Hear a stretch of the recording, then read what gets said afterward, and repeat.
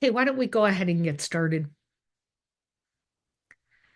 So hello, everyone. I'm Dr. Meg Bouvier. You know me as the creator of your library of NIH grantsmanship courses. I have almost 40 years of experience at NIH, first as an applicant, then as a postdoctoral researcher, then as a staff writer for a long time, director Dr. Francis Collins.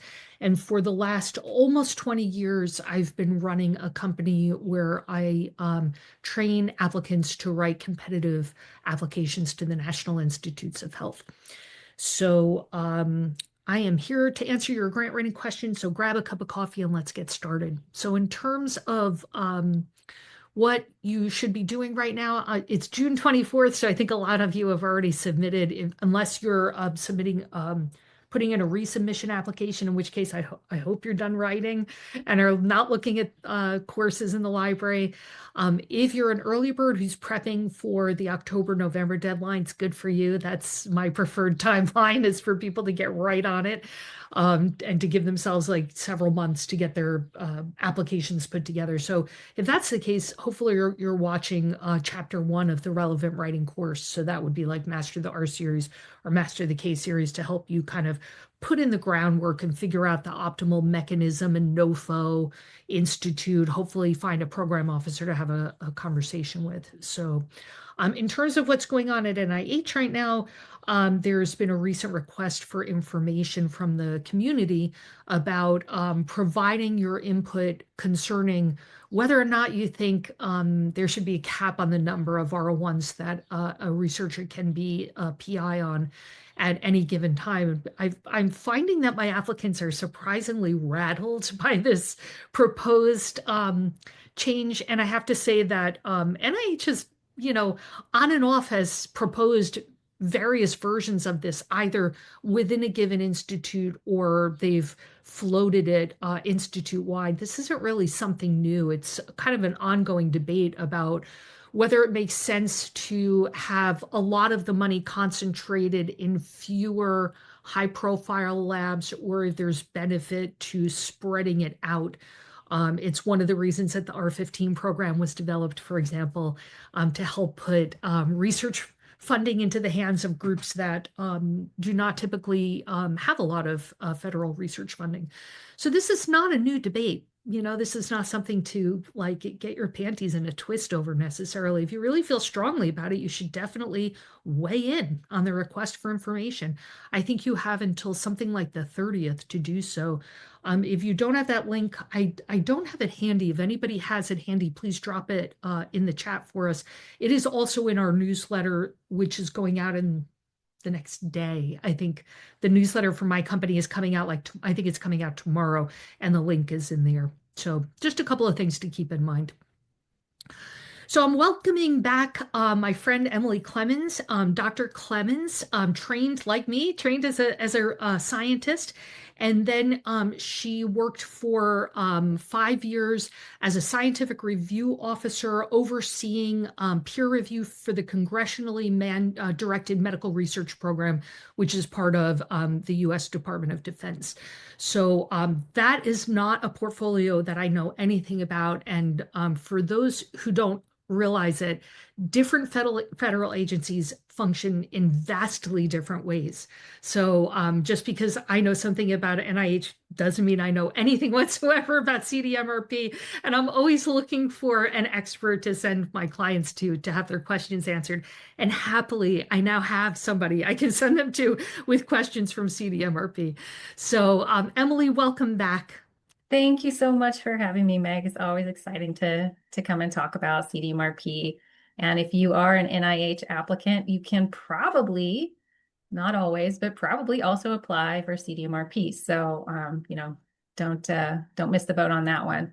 So that's what I come and talk about. And then I'm gonna highlight a few changes for this year, some of which will already be very familiar to you. So should I go ahead and get started? Yes. All right. Also, Emilie's bio is in the chat and her contact information in case anybody would like to learn more about her. All right. Looks okay. Yes. We're seeing it's not the presenter view. I mean, there you go. Perfect. Okay, great. All right. So CDMRP, as Meg already said, congressionally directed medical research programs, and that's plural, as we'll talk about. So I am the head of Artemis Editing, which started in 2021, and thanks to Meg for giving me lots of advice back then and having me join this Ask the Grant Writing Expert series for, I think this is my fourth year. I'm also currently an Associate Director of Innovation in Health and Biosciences at the Kentucky Science and Engineering Foundation. And as Meg said, I spent over 5 years as an SRO for CDMRP. And so that's what I try to guide many applicants through the unique elements of applying, especially those who are accustomed to applying for NIH. What do you need to do differently for the DoD? Okay, if you're not familiar with this, I just really briefly, it's again, the hierarchy is you're talking about the DHA, the Defense Health Agency, and then you've got the Defense Health Agency is kind of the oversight. The Army MRDC is what administers the programs, and then the money, however, comes from Congress.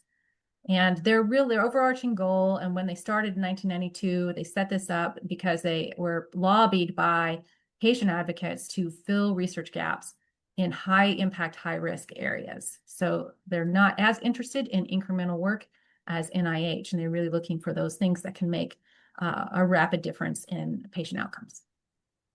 Okay, so what do they fund? All sorts of stuff, and I'm definitely not going to read all this list. I have 3 slides. What I would like for you, if you're interested, of course, scan the list and see if there's something that's in your field. But I put these tables together to show you that CDMRP is back. So this is the FY26. Like many things, it dropped off a cliff in 25. Was cut over 50% of its budget was cut. So and the good news is for 26, it is almost back to what it was, and you can see where there are some topic areas where it is back, some that have been increased, a few that have still a little bit of a decrease. So here's another slide with some additional topic areas, and you can see there are many topics that you may not be aware that CDMRP funds because you're thinking it's probably all military focused. And there are military focused programs like the Joint Warfighter Medical that you see there, but there are others like hearing restoration and glioblastoma and lupus that are not directly service related. Okay, the biggest program underneath the CDMRP umbrella is called the Peer Review Medical Program. So that's a very generic term. It gets the largest chunk of the CDMRP budget. And I'm going to show you some of the things that are underneath that subheader of peer-reviewed medical. But before I do, you can see just in sum that we have in FY26 the budget almost back to where it was in FY24. So that's the good news. So the peer-reviewed medical research program, which I mentioned, again, funds a whole host of topics, some that you would not expect that the military would be interested in funding, such as endometriosis, autism, and eating disorders. So, again, don't miss the boat on CDMRP. Your research area may very well be in this list. And if you have, especially if you have a high risk, high reward idea that you haven't launched, this is a great area to look and see what solicitations are being offered. Some types, this is not a exhaustive list of the different types of solicitations that CDMRP puts out. And I should preface this with actually each one of those programs, like if I can tab back, the PRMRP, it puts out its own solicitations. And the spinal cord injury program puts its own solicitations, and the toxic exposures puts its own solicitations out. So all of the solicitations vary by program area. These are just some examples. There are small grants that are their discovery or idea development awards that really are, you don't have to have any preliminary data. That, in fact, preliminary data is not allowed on some of those. Then you have your standard investigator-initiated awards, or similar to R1s.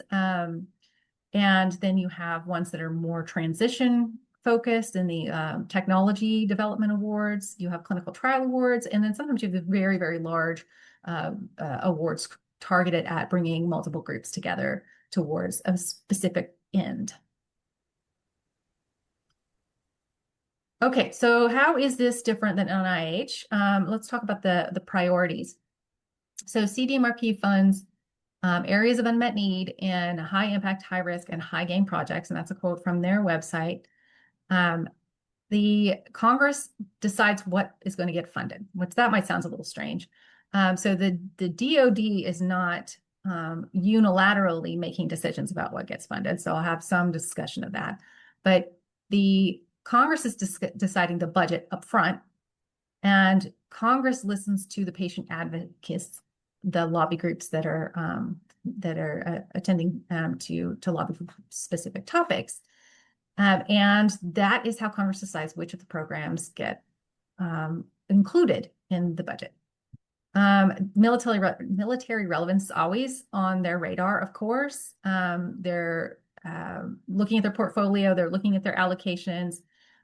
They're not only giving money to military focus, as I mentioned, but you do have the military thinking about where they want to put their money on the backside of it. So on the decision-making process for what gets funded. Okay, something else that's different, that's not always included in an NIH situation, is the consumer reviewer. And this is for all CDMRP grant reviews. They have consumer reviewers on their scoring panels. So you will have patient advocates or patients who are reviewing the application for what their lens, their particular perspective on the potential impact. I find this to be incredibly valuable input, and it can result in something that might not be as exciting to the researchers being pushed forward because of the potential impact for patients. Okay, so there's a two-tiered review process. There's peer review and programmatic review. And so the peer review is what you're accustomed to. It is a little bit different, and I'll talk about that than NIH. But then it passes to the programmatic review, which is the CDMRP staff. And we'll talk about that if we have time.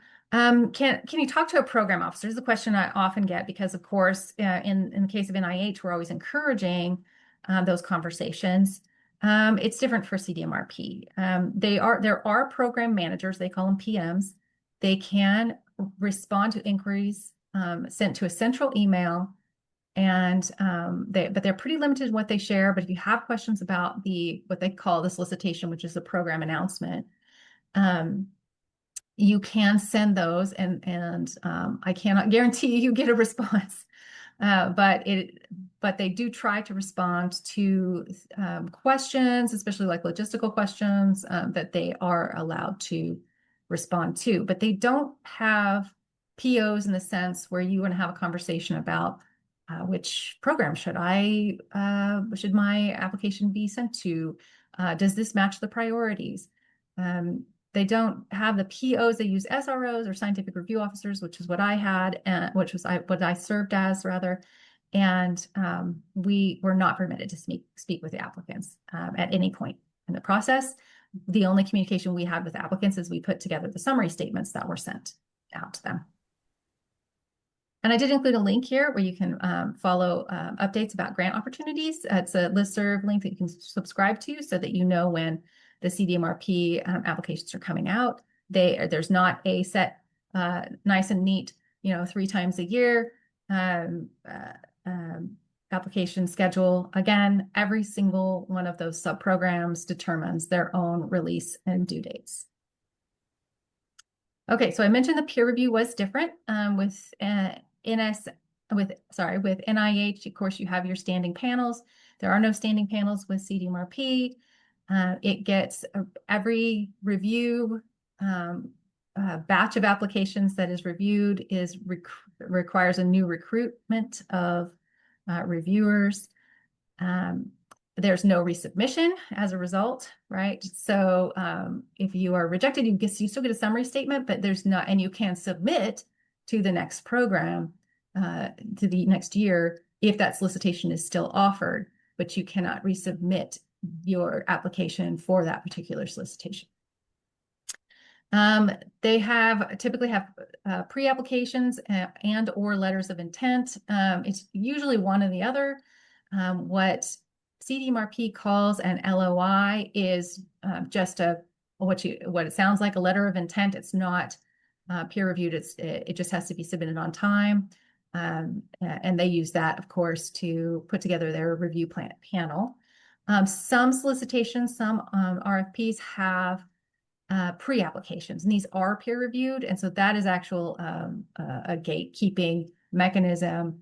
So again, you have to check your individual application, even within some programs. So I'll maybe see, I think I saw an Alzheimer's program where one solicitation underneath the Alzheimer's program only required an LOI, but another required a pre-app that would be reviewed, and then you'd get a go or no-go decision from the pre-application. So you just have to read the solicitation carefully. Okay, try to move through this quickly. What can you expect? Not too different. You've got your two assigned technical reviewers. You have one assigned consumer reviewer. You may have specialist reviewers, especially in the case of clinical trials. And you're getting 20 to 45 minutes, depending on the size of the application, during panel discussion. And I guess I'll back up on that slide just to say, the types of reviewers, the types of scientific or technical reviewers that you have at NIH are very similar to what you can expect for CDMRP. But the review criteria may be different. So the job of the SRO and of course the panel chair is to really make sure that the reviewers are adhering to those review criteria. So the key thing really is to look at the review criteria to be able to hit the mark. Then the second tier is programmatic review. There's no pay line. I used to, use this in all of our presentations as a differentiator from NIH, but no more. So now there's, no pay line for NIH and no pay line for CDMRP. There's a priority list. So they are going to be making the final decision. The best way to tackle this is to look very carefully at their program announcement for their focus areas or areas of encouragement to increase your chances of being selected. What wins? This is obviously a quick and dirty description. I could have a whole hour on what would win at CDMRP peer review, and also that's what I do at Artemis Edding, is to help you craft your application to win in the CDMRP peer review. Clear path to clinical impact is huge. Like it can't be incremental. You're really wanting to, it can still be early stage, but you still have to talk about how it's going to get to the patients. All the other stuff that, of course you want to focus narrative with aims to address the hypothesis. You want it all be very relevant to the goals of the grantor. And you want to show evidence of innovation and potential for breakthrough instead of iterative. Okay. So my final comments are, don't recycle your NIH application for CDMRP. You can certainly use a lot of the work that you have already put into putting that together. It just needs to be tailored a bit. This needs to change the color of the suit a bit before you submit it. And again, I already mentioned the no resubmissions, but of course you will get that summary statement so you can improve your chances for the next cycle. And as always, with any grant writing, number one tip is to read that RFP as carefully as possible and structure your application to match. And then my pitch, of course, is if you are thinking about CDMRP, I spend a lot of time with applicants in that realm. So I would be happy to help out. With that, I will stop sharing. Okay. And while we wait for people to put their questions in the Q&A box, There are a couple of things that I wanted to point out. This issue of CDMRP being very focused on high risk, high reward. To my mind, it's more important than ever for NIH applicants to know about this portfolio because NIH historically has had a portfolio of high risk, high reward mechanisms. So there it's the like the DP2, the DP5. I actually pulled it up so that I can call them by their real names. Right. The Director's Pioneer Award, the New Innovator Award, the Hmm. Transformative Research Award, that's the TR01, and the Early Independence Award. And they're geared towards different stages of one's career. The ESI ones are the DP2 and the DP5. They're not active right now. So Mm. I think they probably will get around to releasing the NOFOs eventually. Like there's been this lag in NOFOs being released and Yeah, yes. starting to come out, but like that's it. That's kind of it. I mean, you have the CATSAR one is for ESIs who are moving in a new direction, and you can't use preliminary data on that. Mm. R21s, supposedly don't require preliminary data, but of course they do. Yeah, they do.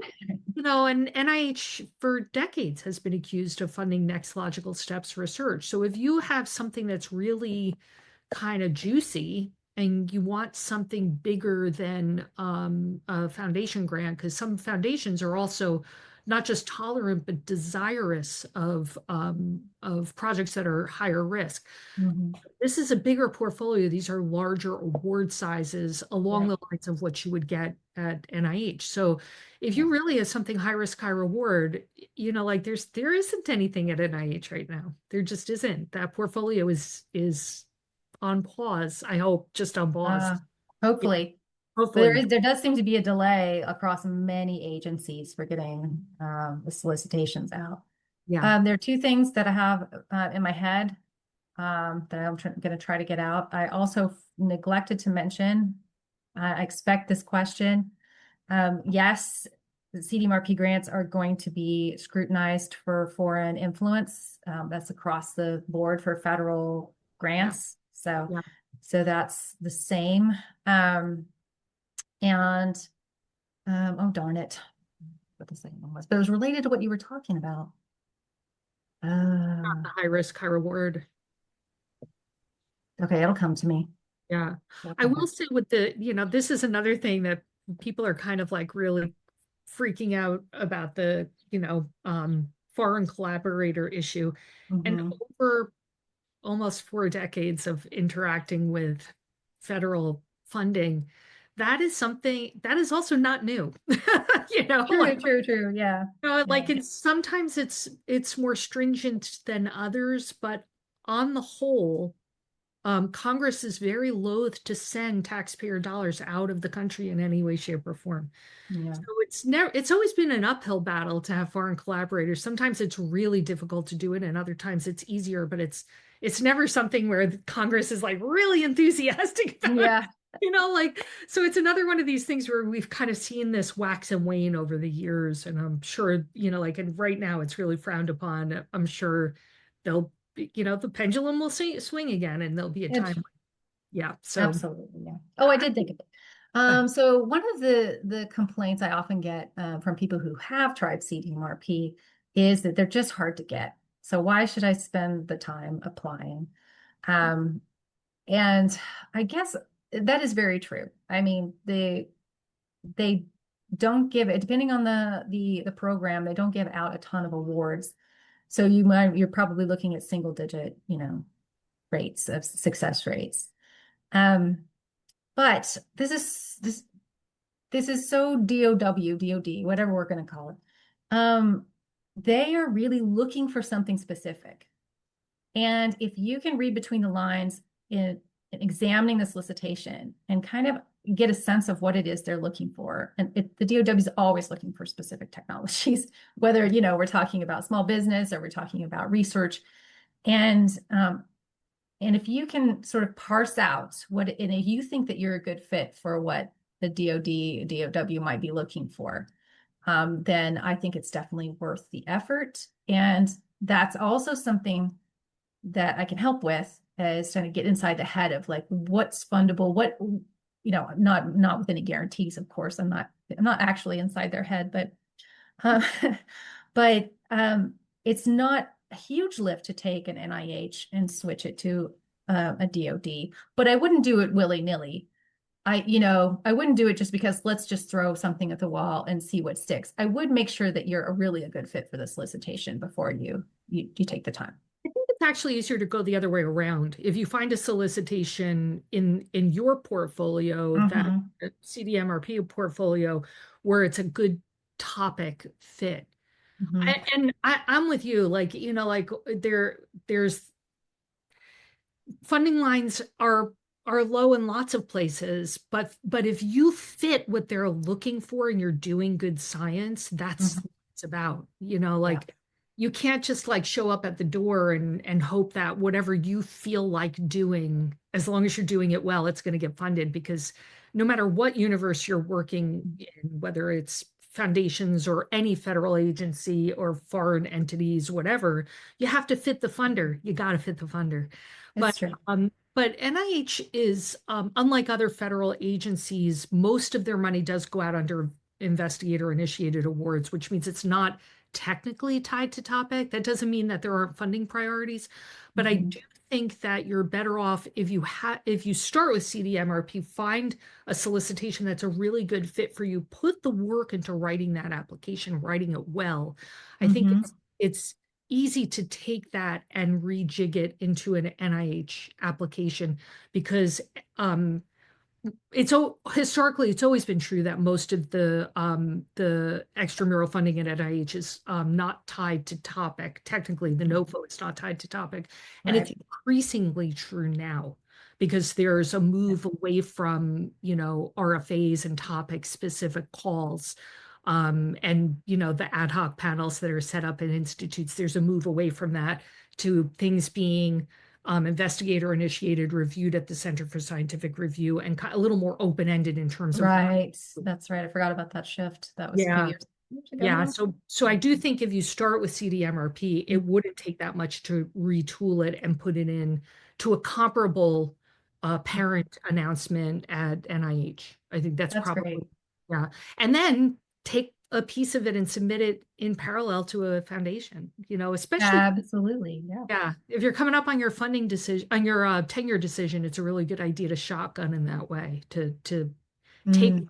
take what you have and shop it everywhere to try to figure out. And again, you don't want to just do this willy-nilly. You've got to put the work into customizing the spin of a given topic to whatever that agency or foundation is looking for. But usually you can take similar science and frame it in different ways to fit different funders. And if you're coming up on your tenure decision, I would send it to every possible place you can. And most of you are at medical centers or universities that have pre-award support offices that will help you identify calls that are appropriate for your work. Absolutely. Yeah. Yeah. And I will just as a last note remind everyone that don't assume you know what the DoD will fund. When I was there was an incredibly high scoring endometriosis clinical trial that that got funded in full. And so, don't think that it has to be directly affecting, actually the warfighter service. You Yeah. know, take a close look at those solicitations. Yeah. Historically, DoD has had a robust breast cancer portfolio. Hmm. Yeah, That's been a it's huge not one. necessarily combat related. Yeah, it's Yeah. definitely a misconception.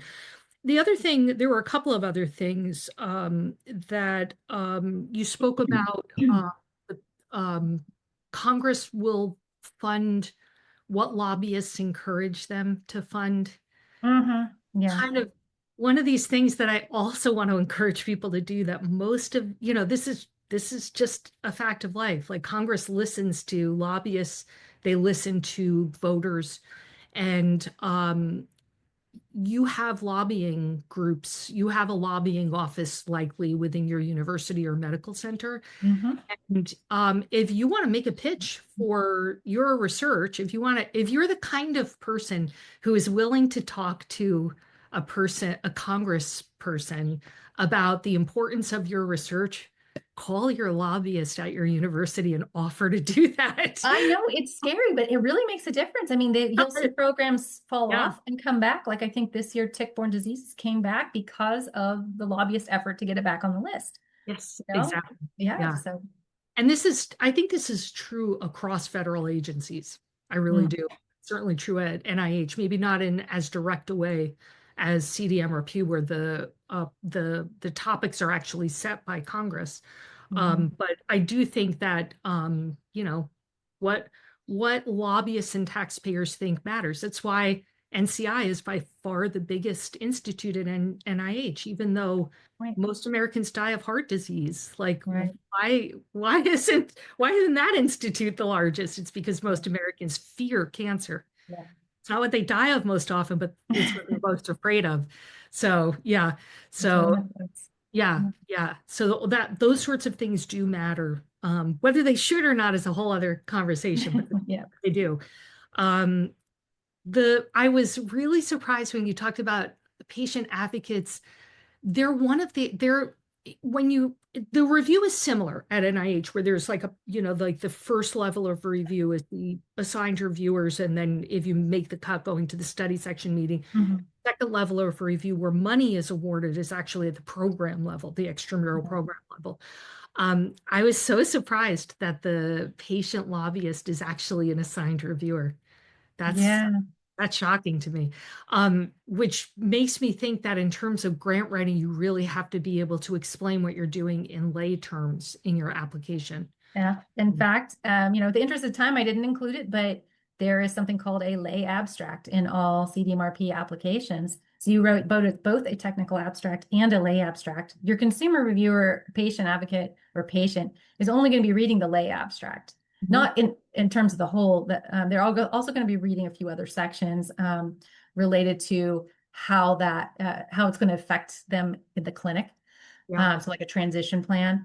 But you do have to be able to compose. I think it's a great exercise. This is another argument for doing the CDMRP first, because if you can give your elevator pitch, which is yeah, your lay abstract, really, it really helps you to be a better writer when you're trying to tell a story, or whichever agency or foundation, which is great to be able to speak to a diverse audience in a foundation application as well. So yeah. yep, you had to be able to do Gotta be that. able to do that. Yeah. And I will say, probably nobody. I'm looking at the people who are on this call. I don't know if anybody's been at NIH long enough to remember this, but maybe 15 or 20 years ago, NIH had a technical and lay abstract as well, two separate abstracts.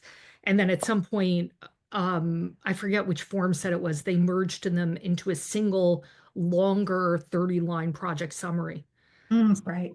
and then a three-sentence project narrative, which is the lay piece of it. But they used to have two shorter abstracts, a lay audience and a technical one. So Yeah, it's probably similar to that. I've never found the project narrative for NIH very useful. I don't know. I mean, I'm being judgmental, I guess, now. But with a lay abstract, you can kind of get meaty. It's a bit, it's up to a page.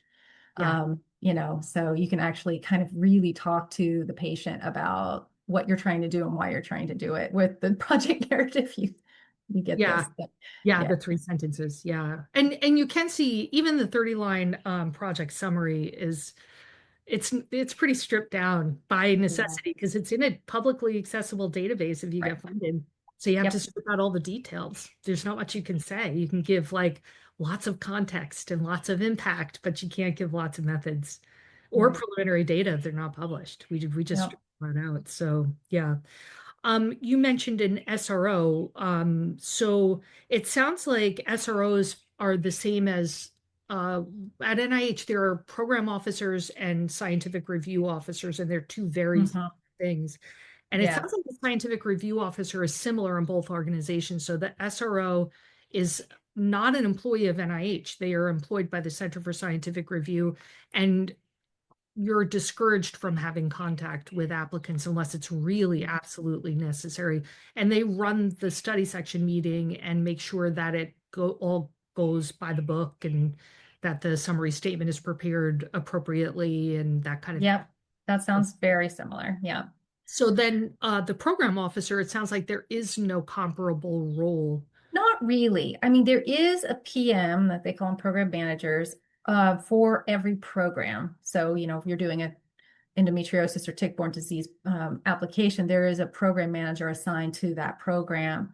And that's your best bet. I just don't think that they're going to be as responsive as you would see from a PO from the NIH. I think if you have a Those are less clarification question. responsive than they used to be. Oh, well. Yeah, Yeah. I think there are fewer of them. I don't, people are on the call probably have had the same experience, but like in the last 1 to 2 years, I think there are just way fewer of them. Mhm. Mhm. And a lot of institutional memory has been lost within the extramural program at NIH. A lot of people retired or were Yeah. voluntold to retire. You're right, exactly.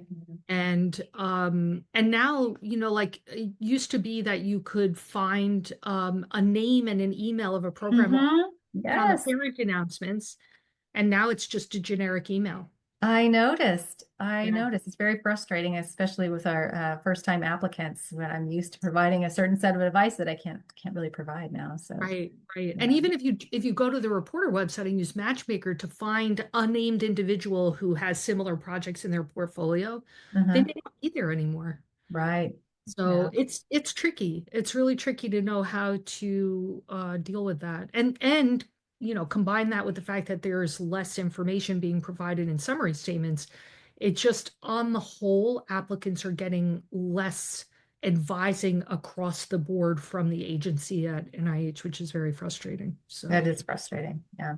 yeah. Yeah. So feel free to put questions in the chat. I did get a question from somebody. Oh, and I found the link for the request for information about, what is the scientific community, what is your opinion about capping the number of grants or R01 grants that a person can be PI or multi-PI on at any one time. Should it be two, three, four? Should there be no cap? Pros, cons, unintended consequences? They're trying to gather information from the community. Weigh in. If you have an opinion, weigh in. So, lots of places are preparing responses on behalf of the organization, but you can answer as an applicant if you want. You're allowed to do that. So weigh in on that, please. So a question I got, and I actually don't think the person is in attendance today, but one of the questions I got, this is kind of a basic question, but one I get a lot. For preparing an NIH application, how many aims are suitable? Is it reasonable to well, let's start with that. How many aims is suitable? It depends on the mechanism, right? So if it's an R01, I would say probably anywhere from 2 to 4, with 3 being very typical. I don't see funded R01s that have one aim, or like 4 aims is kind of a lot, but occasionally I'll see something with 4 aims. 3 is really typical. Sometimes I see 2. If it's something smaller like an R21, R03 research project for a K2 is pretty typical, but I occasionally see 3. I never see 1 or 4 on those. So that's the first part of the question. Is it reasonable to let the later aims rely on the success of the previous aims? Specifically, is it okay to let my aim 2 rely on the success of aim 1? Or is it better to avoid the dependence of aims? Do proposal reviewers prefer all aims are independent? So this is this issue of your aims should be Independent. related Yeah. but able to stand alone. Right. And the reason is that reviewers worry that if you need the data from aim 1 to move on to aim 2, what if aim 1 fails? Right. So if possible, it's better to have them be independent, but we all know lots of projects that have gotten funded with dependent aims. So what do you do if that's the case? And the goal there is that if you really need the data from aim 1 to move on to aim 2, you have to convince reviewers that the likelihood of success on aim 1 is nearing 100%. So you Yeah. have to show, like these methods are in hand in the PI's lab already. We do this all the time. We've published on this methodology many times. We have a lot of the preliminary data. Anything you can do to reassure reviewers that the chance of failing on aim 1 is negligible. And even though the work isn't done, it's going to get done. We're going to be successful at it. That's typically how you address that. And you And address all of that is true for CDMRP as well. So yeah, very, very standard stuff. And they will be looking at the dependency of your aims. Yep. They will be noticing it. So keep They that in will mind. be. Yeah. Yeah. And you can address it in a couple of different places. If your aims are really dependent and you've got to address this issue, I would address it head on in multiple places. Mhm. And the ones that pop into my mind immediately would be like in the legend of the timeline. So like the timeline is usually a table. I would say it in the legend and say, while we require the data from aim one to move on to aim two, the chance of success on aim one is aim one is extremely feasible. And then Mhm. parenthetically, I would say for detail, see section C21 or whatever, and refer them to a place where you've discussed it. And that place could be where you discuss the aims, or it could be in the potential problems and alternative strategies section, or both. Yeah. But yeah, I would address it head on because they're going to notice. You know, a reviewer would never not notice that. Yeah. So, yeah, so that was a question that was emailed in. Does anybody have any questions or comments for either of us before we sign off? I'll remind people that Emilie's bio and contact information is in the chat. Um, let's see, what's our upcoming topic? We actually have Kate Montgomery coming on July 8th. So I met Kate through Emilie. Um, and Kate will be returning to talk about using AI to personalize your search of NIH awards in the reporter database. How to, and like I am really passionate about this topic because the first generation of the reporter database, you could generate all kinds of reports on funding trends. That is no longer available. And like the funding information is there, the topics, the amounts, everything's in there, but you have to be the one to put those data together and figure out the funding trends now. Yeah. And Kate is going to talk about how to do that using AI. So I'm really excited about that. I'm excited too. You'll probably see me in the attendee list in that one. Great. Yeah. So hopefully people will come to that. That is on July 8th. And then our next monthly virtual office hours would normally have been on July 3rd, but that's a federal holiday. So you should see a change in your Zoom invite to the following. We just moved it same day, same time, but the following Friday. So it's Friday, July 10th at when is it? 11:30 Eastern. I should know this. I'm the one who does it. So, yeah. So anyway, thank you everybody for coming. And Emilie, such a pleasure to chat with you. Always. Enjoy Yes. hearing about this the another agency and how they go about funding research. And I'm delighted to hear that their appropriation is robust again. That's the good news. Yep. So we can end on a good note. Yes, Yeah. exactly. Thank you so much for having me, Meg. Yes, and wishing everybody luck, and as the French would say, courage. And I'll see you in a couple of weeks. Take care, everybody. Bye bye.